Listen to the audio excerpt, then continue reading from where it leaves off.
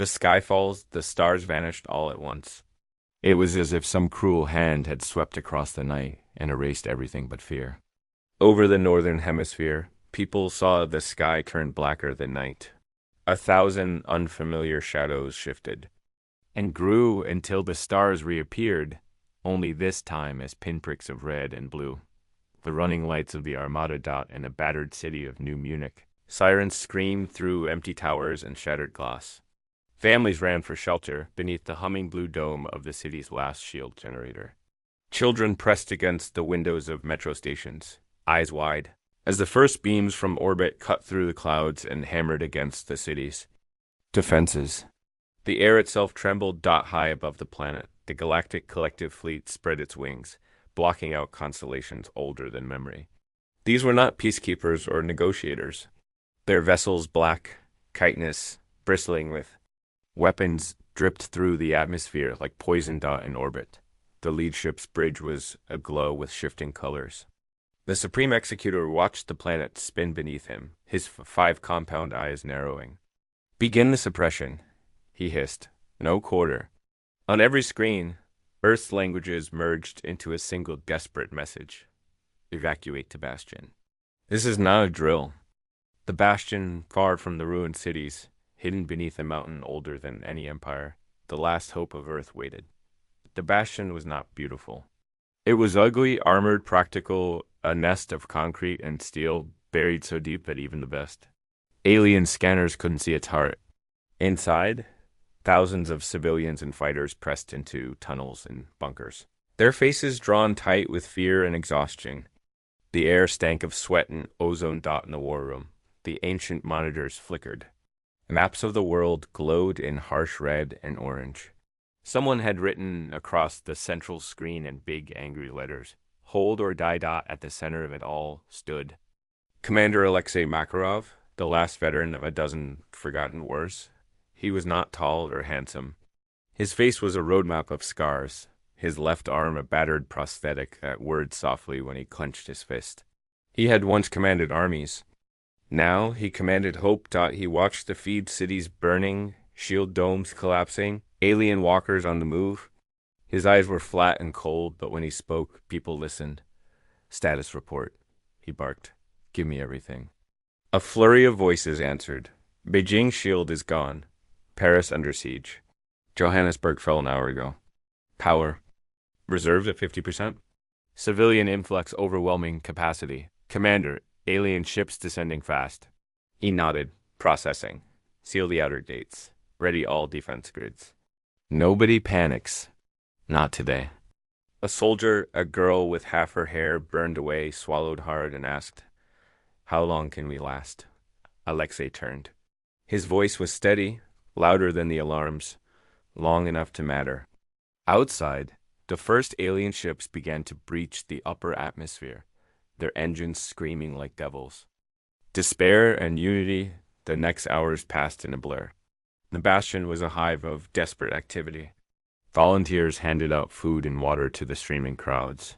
Children clung to mothers as technicians bolted power conduits and patched ancient combs. Gear. In a cramped side tunnel, a medic checked the pulse of a baby wrapped in an old flag. "She's strong," he whispered. "She's going to make it."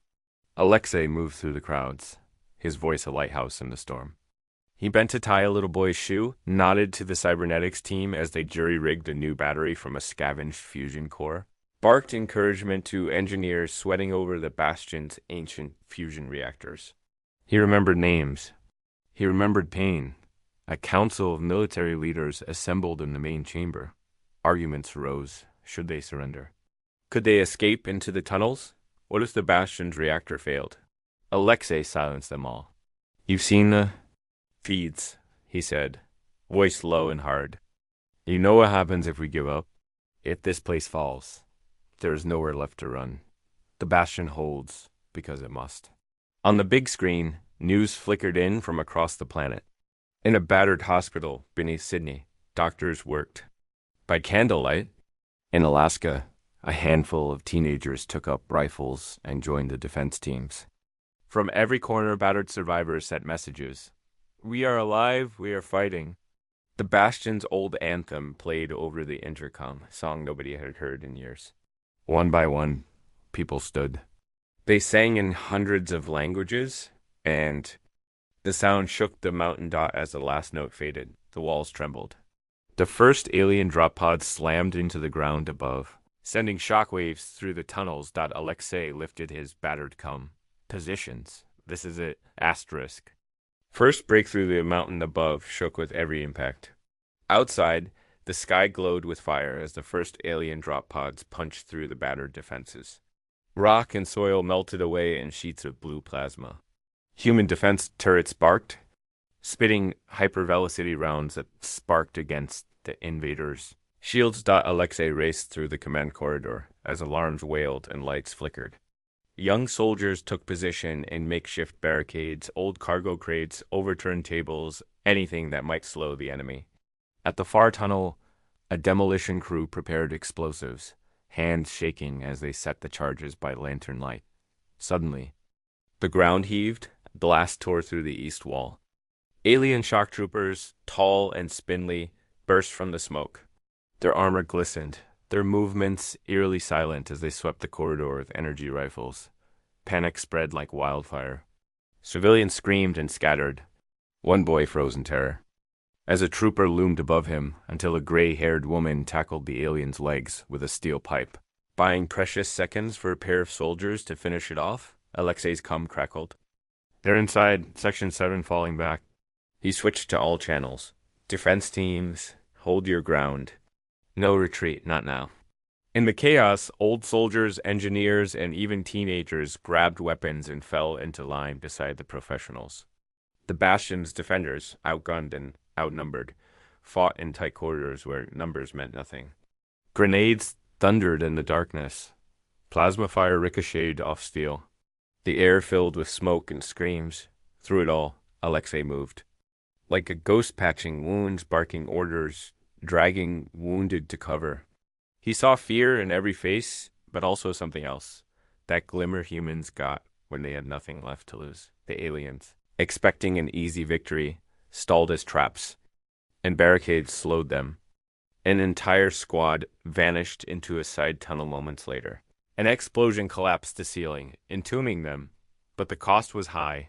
The defense line buckled. Casualties mounted. The Bastion's gate, their last shield, began to glow cherry red. As alien plasma cannons battered it, Alexei found himself face to face with a wounded sergeant. Blood pooled beneath her, but she grinned. You always said we'd go out fighting, sir. Good to see you keep your word. He pressed her hand, and for a moment the world narrowed to that simple, stubborn connection, human to human, in the heart of hell.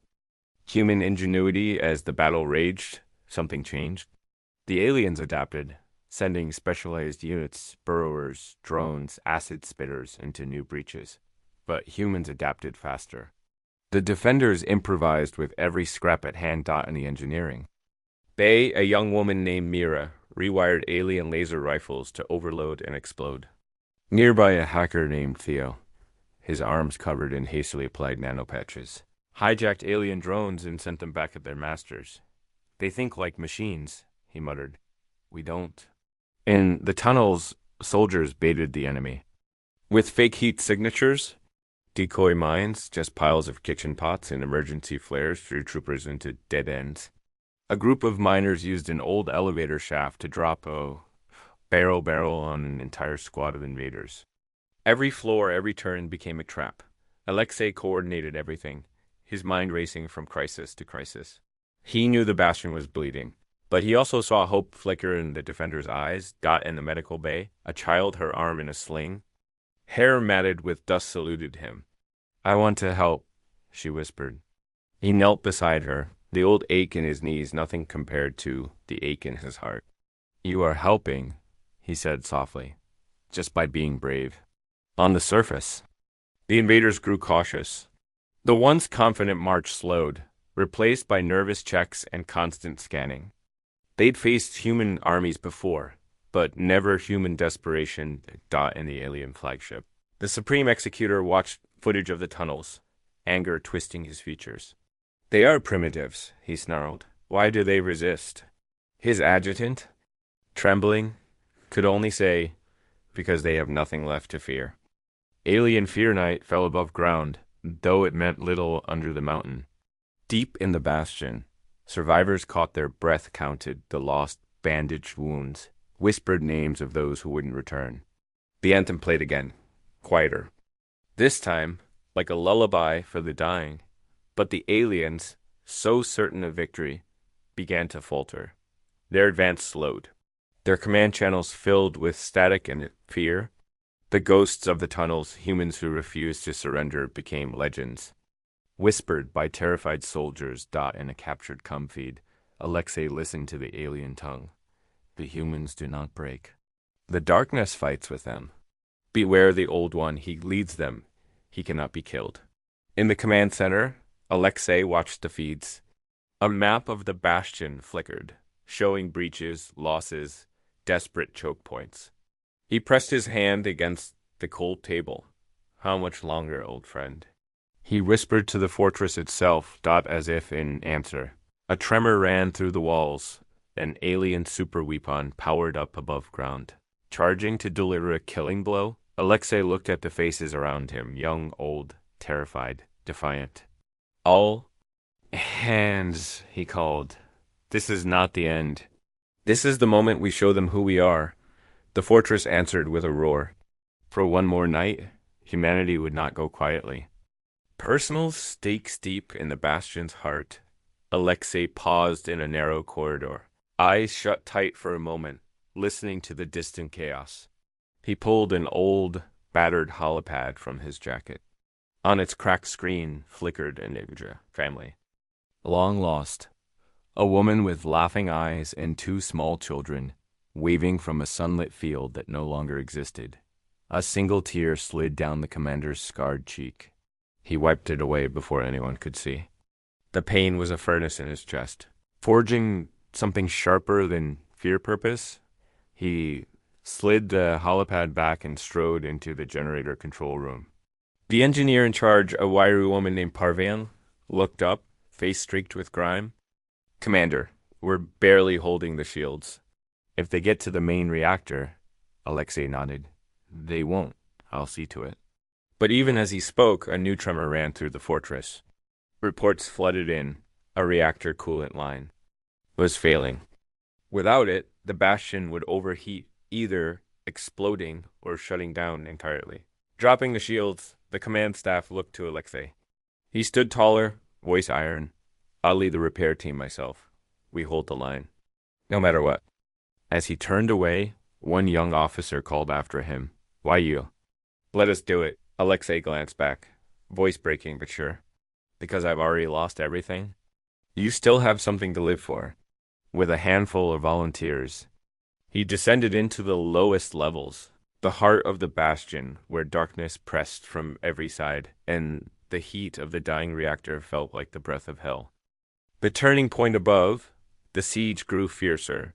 The aliens brought up a mobile super weapon, an energy cannon the size of a skyscraper directly over the bastion's entrance. Its core pulsed, crackling with enough power to vaporize a city block. Inside, Parveen's voice crackled over comms. Reactors critical. We have maybe 15 minutes before a meltdown. Alexei's team worked by flashlight and desperate hope. Coolant hissed from shattered pipes. Alien drones skittered through the shadows. Every second counted. Suddenly, a breached dozens of alien shock troopers swarmed the reactor floor. Volunteers fired wildly, ducking behind consoles and conduits, as plasma bolts tore the air. Alexei, back to the coolant manifold, struggled with the jammed release valve. A stray round grazed his arm blood weld, but he barely noticed. Then, through the chaos, another voice cut in a trembling alien voice speaking halting English. This is Captain Nither. Of Dezelic. I defect. I help you. Alexei froze. On a nearby monitor, the face of an alien captain flickered wounded, eyes haunted. I saw what my kind do to your world. I cannot be part of this. My codes open doors, disable drones. Trust me, human. For a heartbeat, everything hung in the balance. And Alexei nodded. We trust. Do it now. Nithers hacked. Code swept through the enemy networks. Drones faltered. Several heavy doors slammed shut, trapping advancing troopers. Alexei's team managed to open the valve coolant, rushed back into the reactor. The meltdown was averted, but the cost was high. Half the team dead, others wounded. Alexei met Nither face to face, deep in the bowels of the bastion. Two old warriors from opposite sides found brief kinship and survival. We're not done yet, Alexei said. Stay with me. We fight as one. Against all odds, the alliance between human and alien trader sent a ripple of hope through the bastion. Nither, shunned by his own kind, was given a battered human jacket and a place among the defenders. He brought vital knowledge alien attack, plans, weaknesses in their tech. On the surface, the aliens prepared their super weapon. The bastion's battered shield flickered. At any moment, it might fail. Inside, Alexei led a last-ditch plan. A small strike team would leave the bastion through. The old maintenance tunnels circle behind enemy lines and destroy the super weapon before it fired. Volunteers gathered, engineers, medics, miners, a child barely 16 who had lost everyone. Myra, the hacker, was among them, clutching a jury-rigged hacking rig. The journey was hell. The tunnels were filled with rubble, flooded in places, crawling with alien patrols. In the darkness, they lost two more, one to enemy fire, one to a collapsing shaft dot. At last, the strike team emerged onto the ruined surface, dawn just beginning to break. The air was thick with smoke. The super weapon towered above them, surrounded by patrols. Nither showed them a maintenance hatch. Mira slipped inside, working her magic rewiring the alien controls, setting feedback loops. As alarms blared, Alexei and the others fought to buy her time. The battle was savage, point blank, knife and claw. The clash of willpower against technology. The super weapon powered up, a low hum building to a howl. Mira screamed into her cum. Now, Commander, now. Alexei slammed the activation switch. An explosion ripped the weapon apart, sending a shockwave that knocked everyone flat. The bastion shield held. For a moment, even the stars seemed to pause. The sacrifice, the battle for the surface raged. The alien command structure was in chaos, communications jammed, units cut off, leadership in disarray. But the cost was terrible. Alexei, wounded and exhausted, realized they were cut off from the main bastion. Alien reinforcements were closing in fast. The team had seconds to act.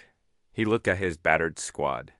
Someone has to stay behind and seal the hatch, or they'll follow us back. I'll do it. No, sir, Mira protested, but he shook his head. I'm the reason you're all still fighting. I'm not leaving that undone. One by one, the others slipped back through the tunnels as Alexei and Nither held the entrance. Alien troops surged forward. Nither fell, buying Alexei precious seconds. As the last of his team disappeared, Alexei sealed the blast door and armed the charges. He sent one last message to the bastion. Don't remember me as a hero. Remember why we fought, so you'd have something to live for. Hold the line. The explosives roared, collapsing the tunnel, erasing all trace of the sacrifice. Epic final battle inside the bastion. Word of Alexei's stand spread like wildfire. Far from breaking morale, it forged something unbreakable in the defenders' hearts. The aliens, disorganized and leaderless, launched a final, desperate assault. Every corridor became a battleground. Scientists threw chemicals from shattered labs. Medics fought with scalpels and bare hands. Children ferried ammo and patched wounded soldiers. The very walls of the bastion seemed to fight with them, trapping enemies in dead ends and collapsing ceilings. In the command center. Mir, now leading, hacked the alien networks one last time, turning the enemy's drones against them. Parveen rerouted the last dregs of power to the shields and weapons. Human and alien rebels fought side by side. The battle became legend. Last stands in the reactor core. Hand-to-hand brawls in the infirmary, mothers shielding children with their bodies. As soldiers fired over their heads, the Supreme Executor, wounded and desperate, led his elite guard into the heart of the bastion. There, surrounded and cut off, he faced Mira and Parvin, the new faces of humanity's defiance. "Why do you fight?" he spat.